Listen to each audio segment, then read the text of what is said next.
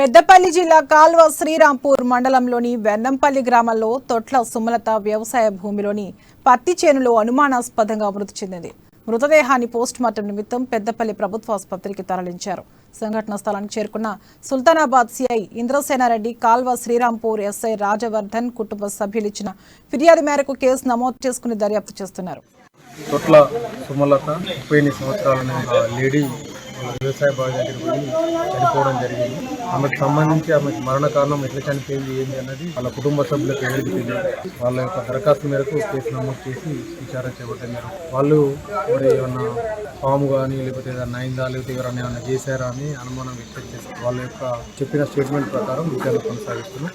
వాళ్ళకు ఫర్దర్గా postmortem complete అయిపోయిన తర్వాత దాని విచారణ తదుపరి చర్యలు తీసుకోవడం జరుగుతుంది. అలా నమ్మలేదు మేమిద్దరే మాకు మేమే మేము కాపురవర్లో చేసిన ఒకరికోవాలి మాకు మేమే అప్పటి సందర్భం మాకు ఇక డౌట్లు నడుతున్నాయి. నాకు బుద్ధ మాధవకర్ ఫోన్ చేసింది. బుద్ధ మాధవకర్ నీ భార్య అలా చెట్టు కింద పడిపోయి ఉన్న అట్రాలు నా ఆచరణలకు వచ్చి కళ్ళు తిరిగిట వాడ నేను టెన్షన్ దొరికిన వేరే బండి దొరికితే కళ మేడరాజు బండి దొరికితే ఆయన బతిలాడు. ఆయన